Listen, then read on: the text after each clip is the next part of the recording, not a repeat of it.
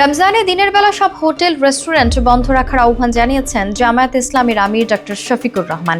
সেই সঙ্গে সব ধরনের অশ্লীলতা বন্ধে কার্যকর ব্যবস্থা নিতেও অন্তর্বর্তী সরকারের প্রতি আহ্বান জানান তিনি।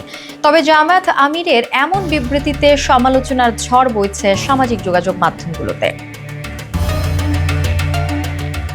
ডক্টর শফিকুরের মন্তব্যের বিরোধিতা করে অনেকে বলেন, হোটেল রেস্টুরেন্ট কেবল মুসলিমদের জন্য নয়, ভিন্ন ধর্মাবলম্বীরাও হোটেলে খাবার খান।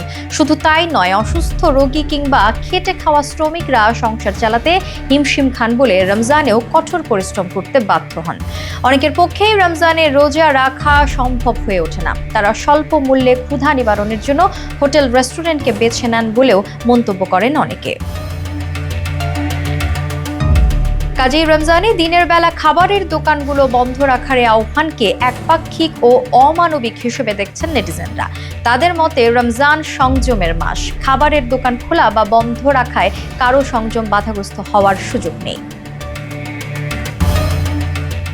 এদিকে 28 ফেব্রুয়ারি এক বিবৃতিতে ডক্টর শফিকুর রহমান বলেন, জাতি এমন এক সময় পবিত্র মাহে রমজান পালন করতে যাচ্ছে যখন দেশ ফ্যাসিবাদ থেকে মুক্ত হয়েছে।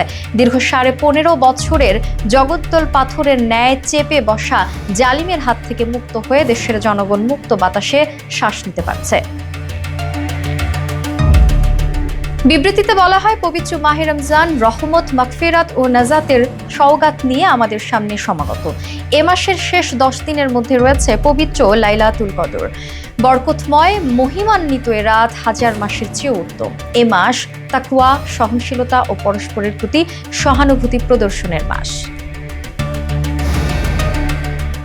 দেশবাসীকে কোরআনের শিক্ষার আলোকে সমাজ বিনির্মাণের লক্ষ্যে পবিত্র রমজান মাসকে প্রশিক্ষণের মাস হিসেবে গ্রহণ করার জন্য আহ্বান জানিয়েছেন জামায়াতের আমির। ফ্যাসিবাদের দোসর ও অসৎ ব্যবসায়ীরা নিত্য প্রয়োজনীয় দ্রব্য ও ইফতার সামগ্রীর মূল্য বৃদ্ধি করার সুযোগ যেন না পায়, সেদিকে সরকারকে কঠোর ব্যবস্থা নেওয়ার আহ্বান জানান ডক্টর শফিকুর রহমান।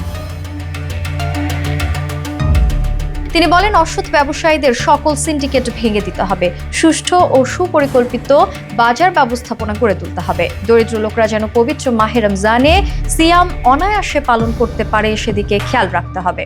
এছাড়া ভর্তুকি দিয়ে হলেও চাল, ডাল, তেল, মাছ, গোস্ত, তরি তরকারি, চিনি, খেজুর, ছোলা, মুড়ি ইত্যাদি দ্রব্যের মূল্য জনগণের ক্রয় সীমার মধ্যে নিয়ে আসতে হবে।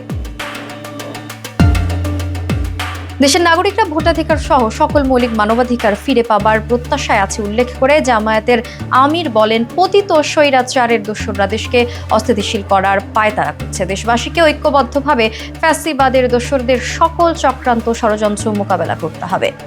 শান্তি স্বস্তির নতুন বাংলাদেশ গঠিত না হওয়া পর্যন্ত আমাদের আন্দোলন সংগ্রাম চালিয়ে যেতে হবে।